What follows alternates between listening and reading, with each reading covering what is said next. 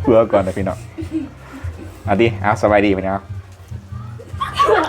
เอาไปเอาไม่ก็ได้เอาขอชิตัดเอาเองเอา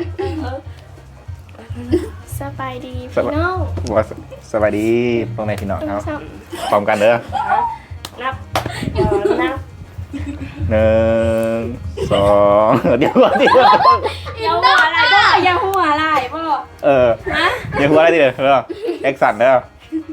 เดี๋ยวใครวะ1 2 3ก็สบายดีเด้อ1 2 3แอคชั่นสบายดีพี่น้องผู้นั้นมีตัวจะเรียกมากล่องนี่คล้ายๆว่าคือจะคล้ายแบบสบายดีก็คือว่าจะคือจะคล้ายสินค้ายังแบบจะคล้ายเครื่องคล้ายของเนาะ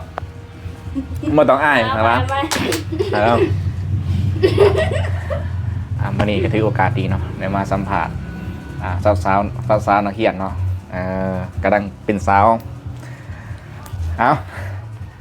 แอคชั่นเด้อให้กับมาเด้อนับถึง3สบายดีเด้อสบายดีท่านผู้ชมเด้อ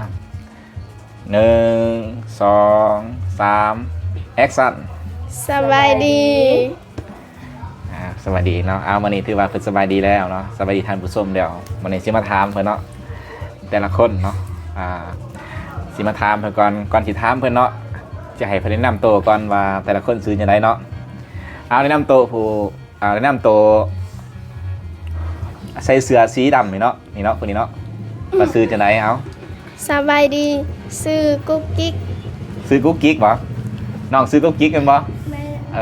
ชื่อกุ๊กกิ๊กเขียนอยู่ปอไหนมอไหนห้องม.2เรียนอยู่ห้องม.2เนาะอันนี้เพิ่นซื้อกุ๊กกิ๊กเหมือนกุ๊กกักได้กุ๊กกักกันทั้งซื้อกุ๊กกิ๊กซื้อสาวกุ๊กกิ๊กเนาะเรียนห้องม.2อันอยู่บ้านไหนเด้อยู่บ้านน้ำซักอยู่บ้านน้ำซักเนาะเพิ่นอยู่บ้านน้ำซักเนาะอันนี้อายุกี่ปีแล้วอายุ13 ปีอันนี้อายุ13 ปีเนาะอันนี้ซื้อกุ๊กกิ๊กเด้อฟังให้ดีเด้อบ่แม่นกุ๊กกักเด้ออันนี้สาวกุ๊กกิ๊กเนาะมันเป็นสาวกุ๊กกักเลยต่อไปเนาะผู้กลางเนาะน้ำโตว่าซื้อจะไหนสบายดีซื้อตายซื้อตายเนาะอายุได้จักปีแล้ว13ปีเฮียนม.ใดเนาะเฮียนม.3เฮียนม.3แล้วท่านผู้ชมเนาะอันนี้คือสาวตายเนาะเฮียนม.3แล้วอยู่บ้านไหนเนี่ยบ้านน้ำซักบ้านน้ำซักบ้านน้ำซักเป็นกะทิไอ้เกินเนาะบ้านน้ำซักคุณว่าอันนี้คือสาวตายเนาะ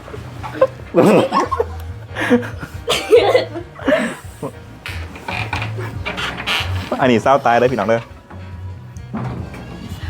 แล้วต่อไปเนาะผมแนะนำตัวเลยอยู่บ้านน้ำซักต่อไปแนะนำตัวเนาะจีไม่จะเป็นกระไรเอาซื้อใจเนาะผู้ที่3เนาะว่าอายเนาะซื้อใจเนาะสบายดีซื้อนกน้อยซื้อจะได้ก็นกน้อยซื้อนกน้อยเนาะบ่แม่นนกแก้วเด้อเนาะอันนกน้อยท่านผู้ชมเนาะอายุกี่ปีล่ะ14ปีเธอเป็นเอื่อยหมู่เนาะ14ปีก็ได้เป็นสาวว่าซั่นซะคือว่าเพิ่นเรียนม.อะไรล่ะม.3เรียนม.3คือกันกับสาวตายเนาะอยู่บ้านไหนบ้านพุนศรีอยู่บ้านพุนศรีเด้ออันนี้คือสาวๆเนาะมาสัมผัสเพิ่นครั้งแรกเพิ่นก็อายเขินๆแน่เนาะรู้สึกจังได๋ที่ว่ามาเข้ากล่องกันมื้อนี้เนาะบ่รู้สึกเป็นไงตื่นเต้นตื่นเต้นอย่างเดียวบ่อายเป็นยังคืออายเพิ่นอายเนาะท่านผู้ชมเพิ่นขี้อายแน่ก็บ่ตีแหละเนาะแบบว่าฝึกเพิ่นเนาะเอิ้นว่าบางเทื่อเพิ่นเป็นยูทูบเบอร์อนาคตพังหน้าบางเทื่อเพิ่นกล้าแสดงออกแต่ว่าเพิ่นถ่าย TikTok ถ่ายคลิปเพิ่นก็กล้าอยู่แล้วล่ะแต่ว่าเพิ่นรู้สึกว่ามันเข้ามาสัมภาษณ์เพิ่นก็ที่อายเขินๆนึงเนาะเอาเดี๋ยวหน้ากล้องแน่เดี๋ยวหน้ากล้องแน่มีหยังสินำเสนอบ่มีหยังสินำเสนอว่าให้ทางผู้ชมเลยเบิ่งอยู่บ่มีนำเสนอบ่ว่าพรีเซนต์ตัวเองบ่หรือว่าอันไหนก็แล้วแต่มีหยังสิมาเว้าสู่ฟังบ่มีหยังมีบ่อันในส่วนนี้รู้สึกว่าได้ยินข่าวว่าที่เซ็งเนี่ยมันบ่รู้สึกจะได้ที่เซ็งจบม.3 นี่เนาะแม่นบ่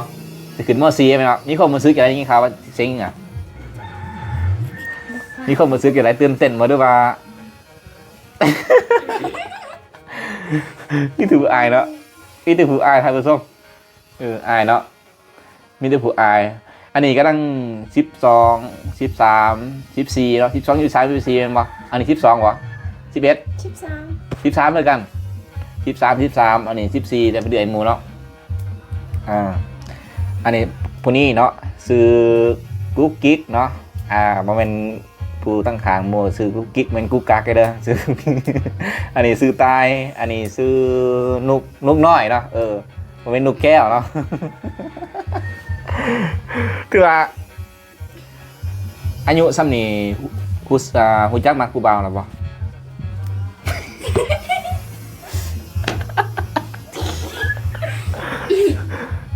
เหมาะถามเลยความจริงใจหรือว่ายั่งบ้านฮู้จักมักผู้บ่าวเถอะ เธอยังบอกบ่ฮู้ โอ้โห ฟังกู ยังบ่ทันจังผู้บ่าวเนาะยังบ่ทันมีแฟนดิเดี๋ยวใน3คนมีแฟนพอได้มีแฟนแน่หรือว่าบ่ทันมี มี ยังบ่ทันมีสาวหนุ่มน้อยยังบ่ทันมีเนาะมีแล้วบ่หรือบ่ยัง ยัง สาวตานี่มีแล้วบ่ มีแหละมึงเย้า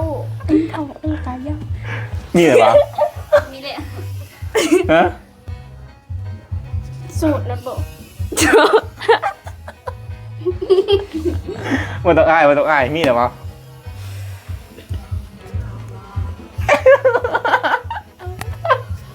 เพิ่นอายนะเกินโอ้ยสาวตายเกินนะพี่น้องถือว่าเป็นตื่นเต้นเนาะ เย้ ตื่นเต้นอยู่ทางนี้จะเป็นคนส้นเผาอะไร เผาตูม เผาตูมเหรอ แม่น โอ้เผาตูมเนาะเผาตูมนี่เบาภาษาอย่างภาษามีเปล่าภาษาตูมมีเปล่า มี โอ้ภาษาตูมมีเดี๋ยวทางผู้ชมอันนี้คือเผาตูมเนาะแบบว่าคล้ายๆอยู่ร่วมกันมันจะบอกภาษาตูมเลยออกภาษาตูมเนาะสบายดีภาษาตูมมาจากไหนบอกสบายดีภาษาตูมมาจากไหนฮะพูดได้สิว่า ให้ลูก ว่าได้สบายดี สบายดีคือเดียวสบายดีคือกัน สบายดีคือกันเนาะสบายดีกันมาคอยฮักเจ้าว่าจะได้ภาษาตูม ยักษ์มันไอเท้า จักมือไอ้เท้าไอ้เกียรติภาษาตูมกันเลยครับผู้ชมจักเหมือนไอ้เท้าเอาคอยฮักเจ้าแบบพูดว่าคอยคิดฮอดเจ้าว่าจะได้ หืม คอยคิดฮอดเจ้าว่าจะได้ จักหญ้าเถา จักหญ้าเท้าเนาะ อันนี้คือจักหญ้าเท้าแบบว่าใช่ว่าคิดฮอดผู้บ่าวแห้งสิว่าจะได้ บ่ฮู้หญ้าแล้วมันทันเราจ้อยบ่ฮู้ โมโหเอ็น เอาภาษาตูมโมโหใช่ปะ หญ้าเถาเห็นเนา โอ้ยเนาะอันนี้คือเพียงภาษาตูมเหมือนกันนะครับผู้ชมก็คือส้นเผาตูมนั่นนี่เนาะเขาเอิ่นว่าเขาอยู่นํกันเขาจะเอาภาษาตูมเอาถ่ายสุดเนาะมึงยังกี่ถามแล้วฝากติดตาม2แน่มาครับฝากให้ทายผู้ชมติดตาม2แน่ติดตาม2บ่าวสมคิดแนลเด้อนะฝากกดไลค์กดแชร์ติดตามแน่เอาว่าได้สิว่าครับวันนี้ คือว่าจะใส่เอาให้สิว่าเอา ฝากติดตามบ่าวสุข ฝากติดตาม2เนาะ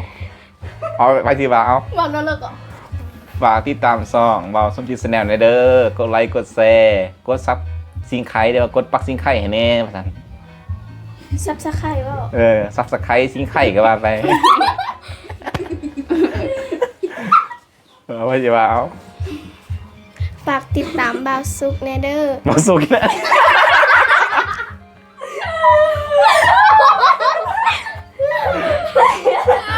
บ่าวสุกบ่าวสมจิตแนลบ่าวสมจิตแนล บ่าวสมจิต แนลจาก YouTube เอาใหม่เอาไหมเอา ฝากติดตามบ่าวบ่าวสุขวะ บ่าวสุก บ่าวสมจิตแนล ฝากติดตามบาวสมจิต แนลแซวแนลว่าซอง ฝากติดตามบาวจิตสินแส บ่าวจิตแนลวันนี้กันบ่ฮู้อาศัย ลองกีตาร์ลองสไตล์แบบบ้างเอา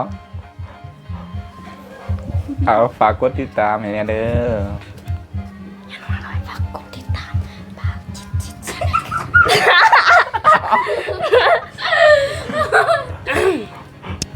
ฝากกดติดตามให้เนี่ยเด้อ ฝากติดตามให้แน่เด้อ ฝากติดตามให้เด้อก ดไลค์กดแชร์ ถ้าคลิปนี่ฮอดแสนสิมาเต้นให้เบิ่งนั่นแหละ ว่าเราเลย เฮ้ยสิว่าเอาถ้าคลิปนี่ฮอดแสนสิมาเต้นให้เบิ่งเลย คันคลิปนี้ฮอตแซนสิมาเต้นให้เบิ่ง โอ้แค่แล้วนี่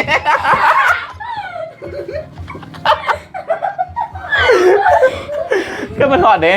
3คนจะเต้นเลยกินบ่ฮะเอาเข้าไปถอดแท้เลยเอาไปถอดแท้เลย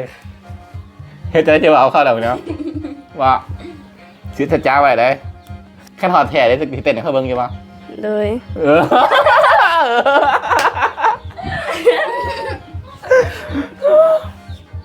พ่อแม่พี่น้องเด้อ